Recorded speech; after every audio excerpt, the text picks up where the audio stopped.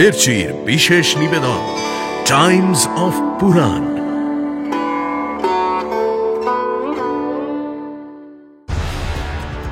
আমার মান খোয়া গেছে, আমাকে অপমান করেছে। তাকে ছলনা করতে এসেছিল, তাকে বিশ্বাস করো না রাধা। আর একটা কথাও তুমি বলবে না। কৃষ্ণের বিরুদ্ধে আর কোনো কথা আমি শুনবো না। তুমি আমাকে কর দেবে না তো? তাহলে এই দেখো তোমার কি অবস্থা করি। শুনছেন মহর্ষি বেদব্যাস রচিত শ্রীমদ্ ভাগবত মহাপুরাণ ও গর্গ সংহিতা অবলম্বনে কৃষ্ণ কথা। আজ শুনবেন কৃষ্ণের ছদ্মবেশ। হরি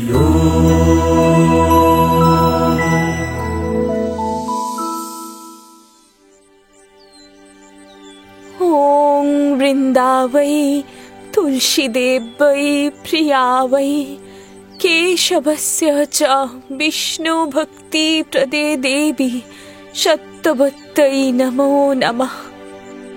হে তুলসী দেবী, আমার পুজো গ্রহণ করুন, আমার নৈবেদ্য গ্রহণ করুন। আমাকে আপনার শ্রী চরণে স্থান দিন দেবী। আমি আপনার শরণাগত, আমাকে দর্শন দিয়ে ধন্য করুন। হে তুলসী দেবী, আমার প্রণাম আপনি গ্রহণ করুন। মারে, সারাদিন তো কিচ্ছু খাসনি। দাসী বলল যে তুই নাকি সব খাবার ফিরিয়ে দিয়েছিস। কেন রে মা, কি হয়েছে তোর? কেন তুই উপোস করছিস? আমায় বল মা। আমি একটা ব্রত পালন করছি মা। যতদিন না সেই ব্রত পূরণ হয় আমি কিচ্ছু খাবো না। তুমি আমাকে খেতে বলো না মা। আমাকে আশীর্বাদ করো যেন সিদ্ধি লাভ করতে পারি। ব্রত? কই, এমন কথা তো আগে কখনো শুনিনি। কি ব্রত রেখেছিস রাধা? দেবী তুলসীর ব্রত পালন করছি মা। তিনি তুষ্ট না হওয়া অবধি আমি অন্ন জল স্পর্শ করব না। সে কি? কার জন্য এত কষ্ট করছিস মা? কি হয়েছে তোর? কি চাস তুই? আমাকে বল। না মা, সংকল্পের কথা বলতে নেই। দোহাই তোমায়, আমাকে বাধা দিও না মা। আমাকে সাধনা করতে দাও। কি আর বলি বলতো? আশীর্বাদ করি তুলসী দেবী তোর মনস্কামনা পূর্ণ করুন। কৃষ্ণকে দেখার পর থেকে রাধার আর কোনো কিছুতেই মন নেই। সম্পূর্ণরূপে নিজেকে হারিয়ে ফেলেছেন তিনি। সর্বক্ষণ শুধু একই চিন্তা, কি করে শ্যাম সুন্দরকে আবার দেখবেন, কি করে তার সঙ্গ লাভ করতে পারবেন। কিন্তু রাধা যে ঘরে থাকেন, তার সমাজ সংসার আছে, স্বামী আছেন, তার মান সম্ভ্রম আছে। তাহলে সেসব ভাসিয়ে দিয়ে তিনি তো আর ছুটে যেতে পারবেন না। ভাগ্যকে অস্বীকার করবেন কি করে? এখন একটাই পথ, একটাই উপায়, দেবী তুলসীর আরাধনা। তুলসী দেবীর আশীর্বাদে তিনি নিশ্চয়ই কৃষ্ণকে লাভ করতে পারবেন। তুলসী দেবী কে ঋষিবর? তুলসী দেবীর কৃপা লাভ করলে শ্রীহরির কাছে পৌঁছানো যায় রাজা। তুলসীকে তিনি মাথায় রাখেন, তাকে সর্বদা হৃদয়ে ধারণ করবেন বলে হরি নিজে শিলা হয়ে এসেছেন। শালগ্রাম শিলার কথা শুনেছ পরীক্ষিত? আগে হ্যাঁ ঋষিবর, শুনেছি। দেবী তুলসীর কথার মান রাখতে ভগবান স্বয়ং পাথর হয়ে গেলেন, তবু তার ভক্তকে পরিত্যাগ করেননি। তুলসীকে নিজের হৃদয়ে ধারণ করে রইলেন শ্রীহরি। তুলসী ছাড়া নারায়ণ পুজো হয় না রাজা। বৃন্দাবনের সঙ্গে তাহলে তুলসী দেবীর যোগ আছে আচার্যদেব? হ্যাঁ পরীক্ষিত, আছে। যেখানে শ্রীহরি স্বয়ং রয়েছেন সেখানে তুলসী তো থাকবেনই। তুলসী গাছের বন তৈরি হয়েছিল সেখানে। তুলসীর অপর নাম বৃন্দা। বৃন্দার বনকেই তো বৃন্দাবন বলা হয়, তাই না? শ্রীরাধা কেন তুলসী দেবীর আরাধনা করেছিলেন সে কথা এবার বুঝেছি ঋষিবর। দর্শন পেলেন তিনি? হ্যাঁ, পেলেন। ব্রাহ্মণের সেবা আর নির্জলা তপস্যা করে দেবী তুলসীর আশীর্বাদ লাভ করলেন তিনি। গরুরের পিঠে সেই চতুর্ভুজা উজ্জ্বল মুকুটধারিণী দেবীর আবির্ভাব ঘটল। তাঁর চোখ দুটি যেন পদ্মের মতো। ওম বৃন্দাবৈ তুলসীদেবৈ প্রিয়াবৈ কেশবস্য চ বিষ্ণু ভক্তি প্রদে দেবী সত্যবত্যৈ নমো নমঃ। ওম বৃন্দাবৈ তুলসীদেবৈ রাধাবৈ। ওঠো, চোখ খোলো। তোমার তপস্যায় তুষ্ট হয়েছি কল্যাণী। আমার কাছে বর প্রার্থনা করো। কি চাও তুমি? হে তুলসী দেবী, আমার প্রণাম গ্রহণ করুন। আমার তপস্যায় যদি আপনি তুষ্ট হয়ে থাকেন, তাহলে আমাকে কৃষ্ণ লাভের বর দিন দেবী। তথাস্তু। তুমি কৃষ্ণকে পাবে রাধা। তিনি তো তোমার জন্যই এসেছেন। রাধারানীকে বরদান করে অদৃশ্য হলেন তুলসী দেবী। রাধা এবার উপবাস ভঙ্গ করলেন বটে, কিন্তু তার মন দিন রাত হা কৃষ্ণ করতে লাগল। আহারে রুচি নেই, সাজসজ্জায় কোনো বাহার নেই। তার অমন জ্যোৎস্নার মতো রং যেন মলিন হয়ে গেল। একলা বসে থাকেন তিনি, কারো সঙ্গে কথা বলেন না। জানলার ধারে পথের দিকে চেয়ে আকুল হয়ে থাকেন তিনি। সখীরা ডাকতে গিয়ে ফিরে আসে। তার দেহে যেন প্রাণের সাড়া নেই আর। আচ্ছা, মনে মনে তিনি কি ভাবেন ঋষিবর? শুনবে রাজা? রাধারানী মনে মনে কি ভাবেন শুনবে? হে কৃষ্ণ, দেখা দাও।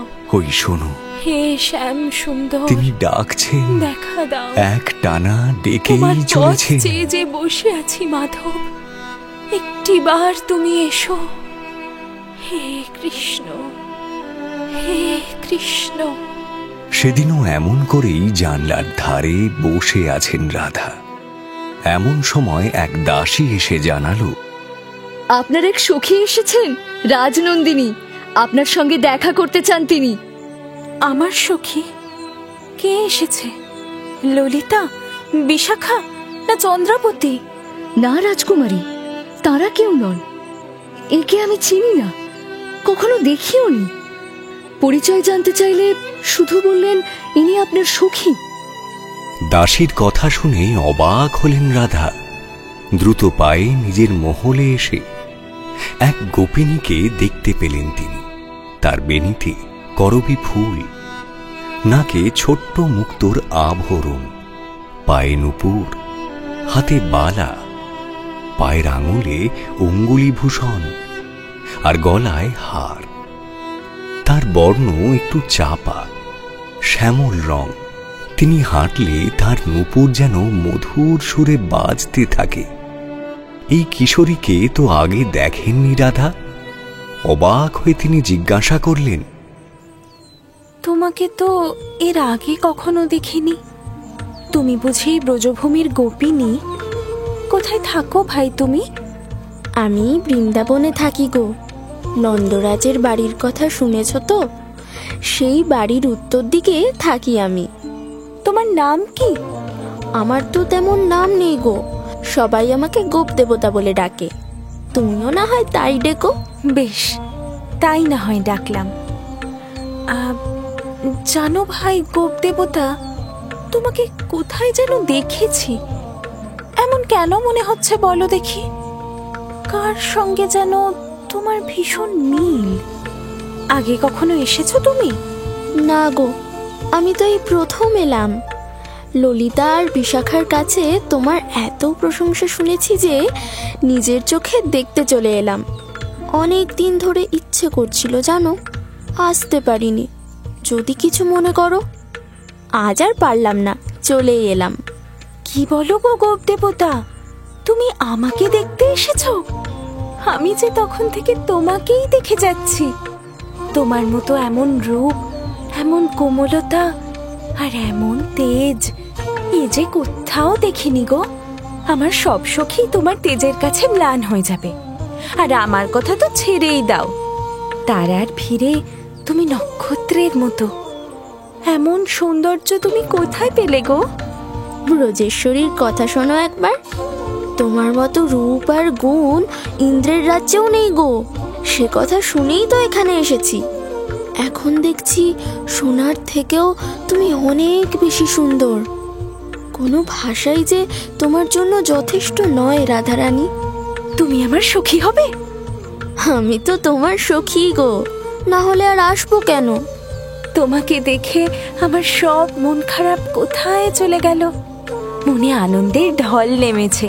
এই দেখো দেখো, শরীরে কেমন রোমাঞ্চ হচ্ছে আমার। ব্রজেশ্বরীর মন খারাপ কেন গো? কেউ বুঝি তোমার কোমল প্রাণে ঘা দিয়েছে?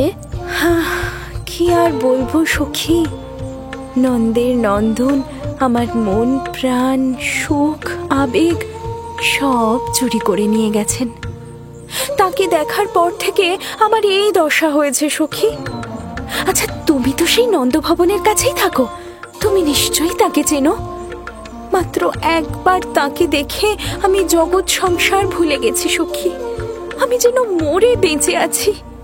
আচ্ছা বেশ, তার সঙ্গে দেখা হলে তোমার কথা শোনাবো আমি। আচ্ছা আজ তবে যাই, অনেকটা পথ যেতে হবে। তুমি কেন যাবে সই? আজ নাই বা গেলে আমার কাছে থাকো না, এখানে তোমার কোনো কষ্ট হবে না। আমার এই ভবনে যা যা আমার নিজের আছে, যা যা আমার পছন্দের আছে, সে সব আমি তোমাকে দিয়ে দেব। তাই নাকি গো? হ্যাঁ গো তাই। তুমি সুখে থাকবে সখী।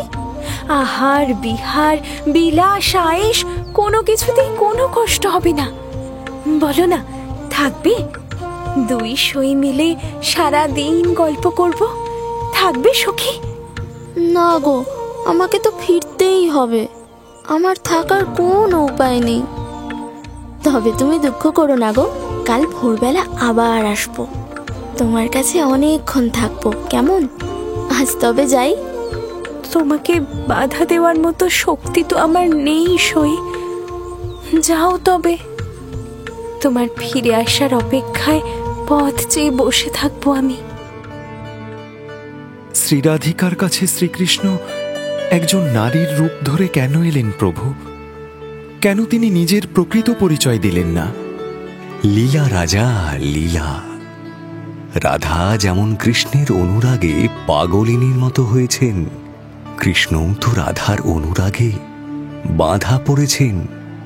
নব অনুরাগে মানুষ কত কি যে করে, তার কি কোনো ঠিক আছে রাজা? ছলা কলা, গোপনীয়তা, রহস্য এসব না থাকলে মধুর লীলা পুষ্ট হবে কি করে? তবে এর আরো একটা দিক আছে রাজা। কি সেই দিক প্রভু? প্রকৃতির কাছে আসতে গেলে যে প্রকৃতি হতে হবে রাজা। প্রকৃতি না হলে পরমা প্রকৃতির কাছে পৌঁছানো যাবে না। প্রকৃতির ভাব আরোপ করাটাই হলো সাধনার সবচেয়ে বড় অংশ। বৃন্দাবন লীলাকে শুধু কাহিনীর মতো শোনো না পরীক্ষিত। এই কাহিনীর মধ্যেই আধ্যাত্ম জগতের অনেক রহস্য লুকিয়ে আছে। বুঝেছ রাজা? বুঝেছি প্রভু। সেই রহস্য উদ্ধার করতে পারলে তবেই কেউ এই লীলার কথা শোনার যোগ্য হতে পারে। ঠিক বলেছ রাজা। তা না হলে মলিন দৃষ্টি আর মলিন বুদ্ধিতে দেখলে এই মধুর ভূমি বড় ছোট হয়ে যায় যে।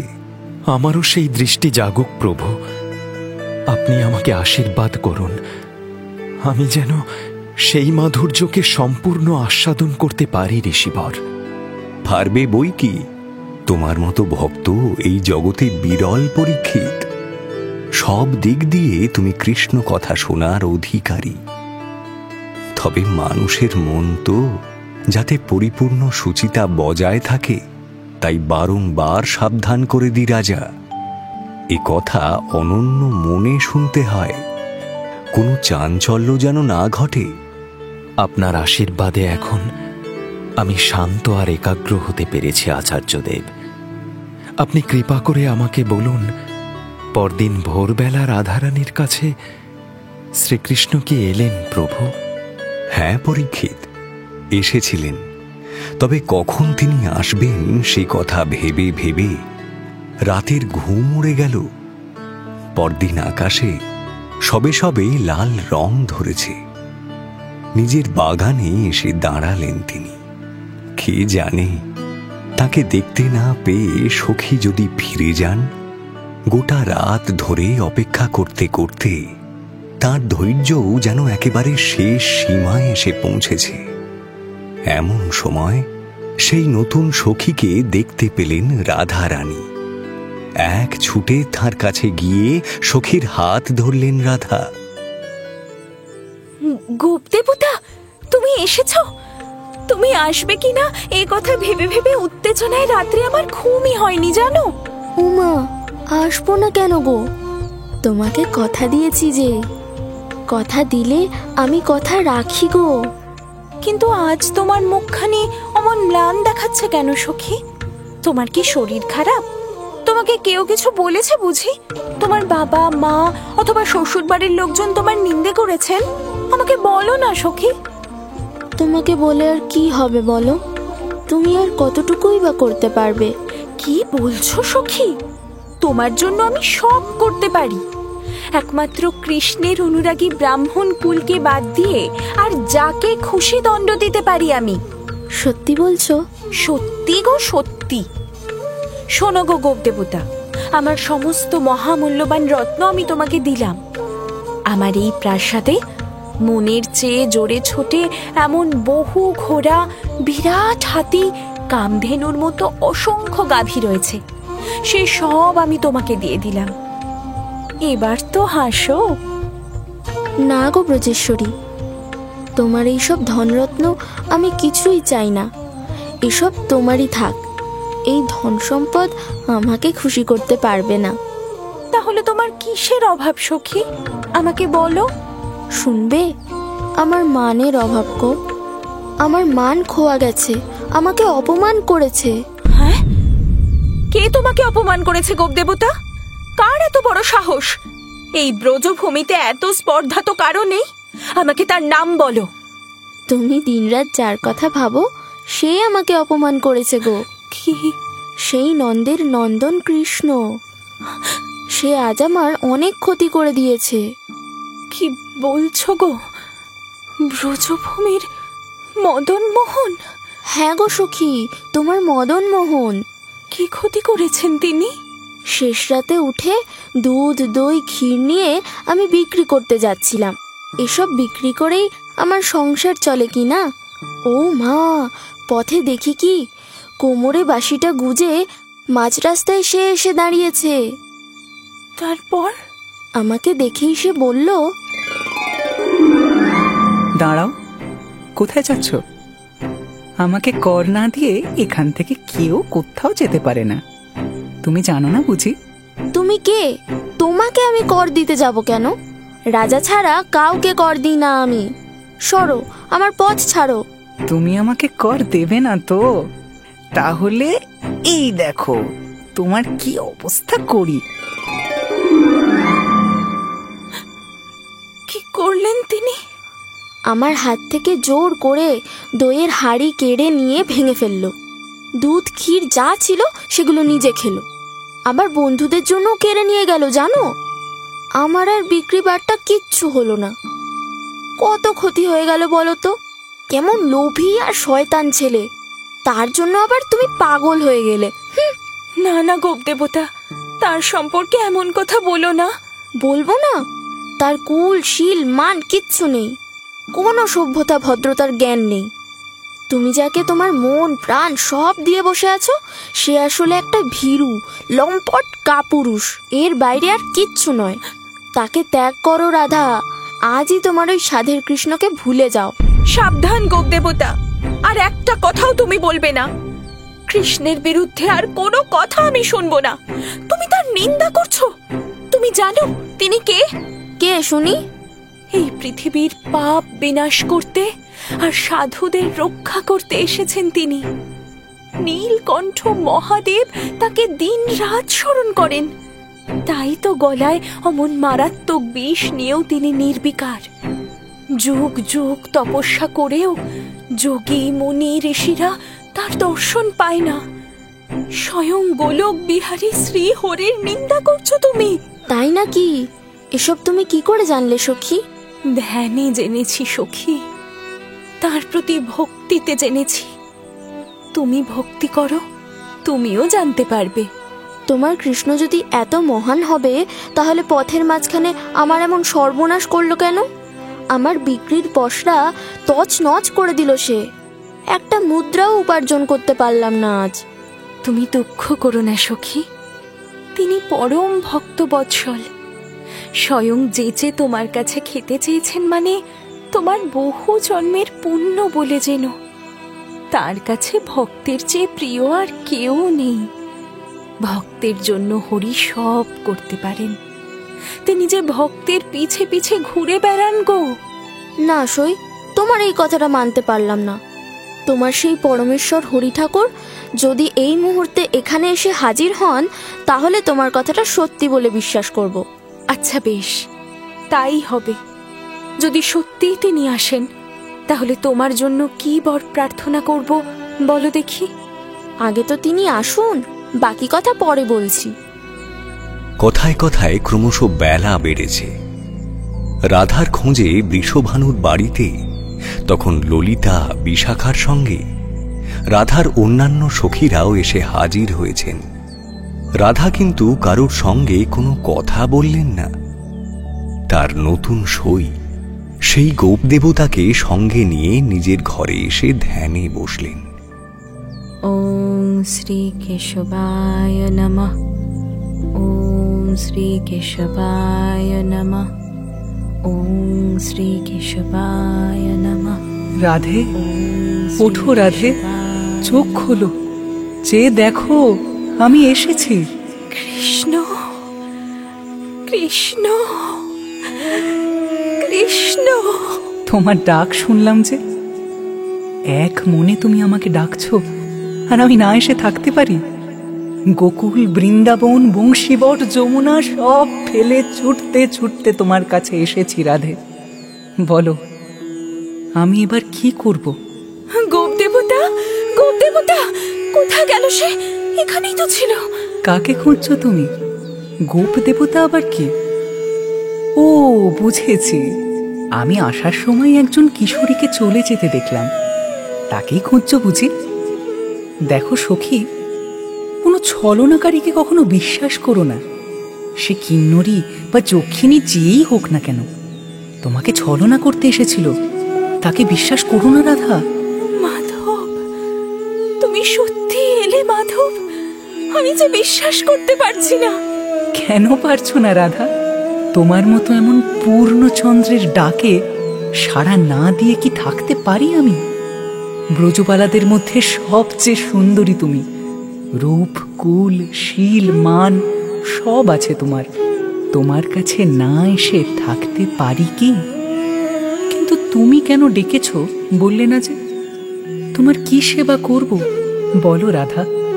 হরি হে, কি আর বলবো, কি আর চাইবো? তোমার সেবা অধিকার যেন আজীবন পেতে পারি, এই বর দাও কৃষ্ণ। না গো ব্রজেশ্বরী, এ কথা বলো না। শ্রীরাধিকার সেবা করব বলেই তো ব্রজে এসে রয়েছি গো। এতদিনে ঈশ্বরীর কৃপা হলো, তোমার সেবার অধিকার আমাকে দান করো রাধারানী।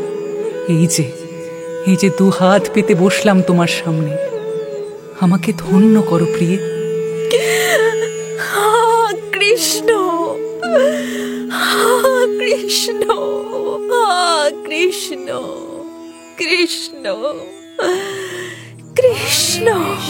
হরে কৃষ্ণ কৃষ্ণ কৃষ্ণ হরে হরে, হরে রাম হরে রাম রাম রাম হরে হরে। শ্রীকৃষ্ণের সামনে এবার প্রণাম করলেন রাধা রানী।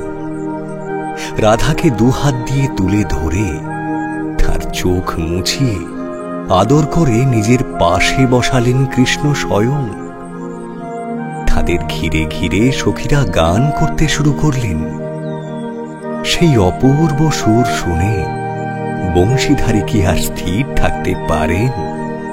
তিনিও বাঁশি বাজাতে লাগলেন। শ্রী রাধিকার স্বপ্ন সফল হল। তার সমস্ত বিষণ্ণতা এবার উধাও হয়ে গেল। মনোহর চন্দ্রকলার মতো শ্রীহরির বাম পাশে শোভা পেলেন তিনি। রাধা কৃষ্ণের এই যুগল রূপ দর্শন করে সখীদের মনে আনন্দ আর ধরে না। মালা চন্দনে তাদের সাজিয়ে সকলে মিলে রাধা কৃষ্ণের গৌরব গাথা গাইতে লাগলেন।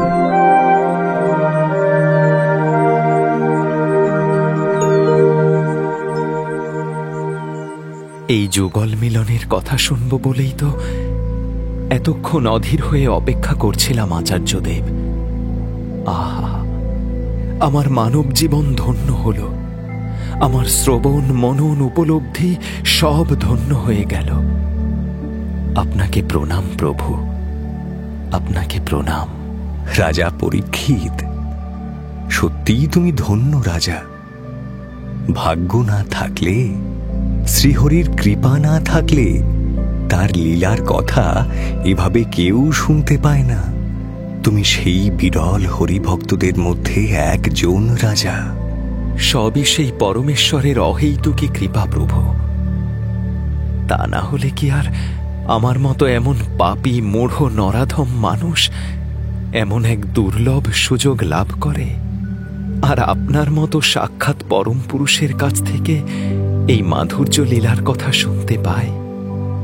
আমার পাপ, আমার অভিমান, আমার ভয়, আমার গ্লানি সব একেবারে ধুয়ে যাচ্ছে প্রভু। আপনার কৃপায় শ্রীহরি স্বয়ং আমার মধ্যে বিরাজ করছেন, এ আমি বেশ বুঝতে পারছি। তোমার মধ্যে যদি সত্যিই কোনো পরিবর্তন আসে, তাহলে তা আমার জন্যে নয় রাজা।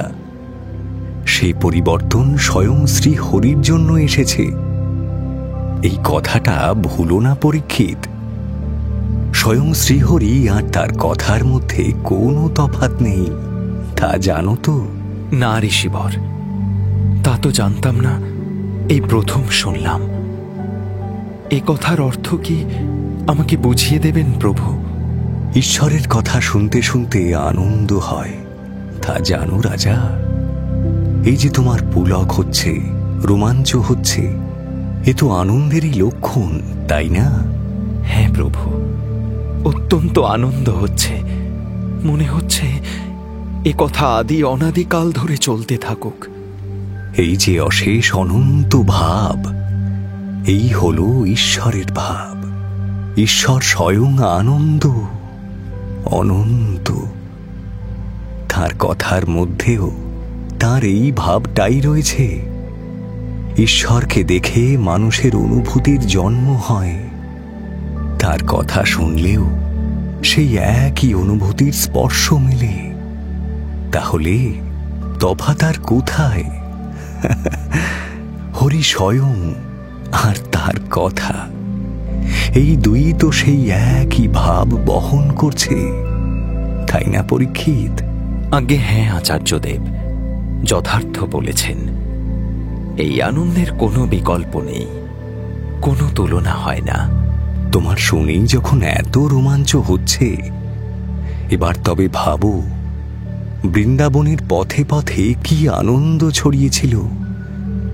স্বয়ং দেবতারাও ছদ্মবেশে সেই আনন্দ আস্বাদ করতে নেমে আসতেন। বৃন্দাবনের গাছ, ফুল, লতা, পাতা কিংবা পশু পাখি হয়ে ছড়িয়ে থাকতেন তারা। যক্ষ, গন্ধর্ব, মুনি, ঋষি, তপস্বীর দল সেই মহান তীর্থভূমির আকাশে, বাতাসে, জলে, স্থলে নিজেদের মিশিয়ে দিতেন। যাতে অন্তত একবার তারা শ্রীহরির স্পর্শ লাভ করতে পারেন, তাকে দু চোখ ভরে দেখতে পারেন। কি আশ্চর্য আচার্যদেব! বৃন্দাবনের সবই তাহলে জীবন্ত, সবই তাহলে চিন্ময়। হ্যাঁ রাজা, বাইরের চোখ দিয়ে যা দেখা যায় না, তাকে অন্তরের চোখ দিয়ে দেখতে হয়, তবেই তো এই চিন্ময় ধাম দেখা যাবে। ভেতরের চোখ কি করে তৈরি হয় ঋষিবর? ও তো তৈরি হয় না রাজা, ওই চোখ সকলের থাকে, তাকে শুধু জাগাতে হয়। কেউ পারে, কেউ পারে না। যে পারে সে চিন্ময় শ্যাম আর চিন্ময় ধাম দর্শন করতে পারে। কি করে জাগানো যায় প্রভু? কৃপা করে আমাকে বলুন। প্রেমের কথা শুনলে সে চোখ আপনি খুলে যায় রাজা। বাইরের চোখ ভোগে খোলে, আর ভেতরের চোখ ত্যাগে খোলে। হরি প্রেম যত জাগবে, ততই রোগ শোক ভোগের বিনাশ ঘটবে, আর ততই সেই অন্তরের দৃষ্টি উজ্জ্বল হয়ে উঠবে। পরীক্ষিত, উজ্জ্বল হয়ে উঠবে। আহা, কি অপূর্ব কথা শুনলাম। হ্যাঁ গো রাজা, সেই চোখ দিয়ে বৃন্দাবনকে দেখতে পাবে তুমি। এই যে এখন যেমন দেখছি, বরাবরের মতো দেবরাজ ইন্দ্রের পুজো করবেন বলে বৃন্দাবনবাসীরা তৈরি হচ্ছেন। কিন্তু কিন্তু কৃষ্ণের তাতে সায় নেই। নন্দ মহারাজের কাছে নালিশ জানাতে গেছেন তিনি। কি বলছেন শুনবে এসো পরীক্ষিত, শুনবে এসো।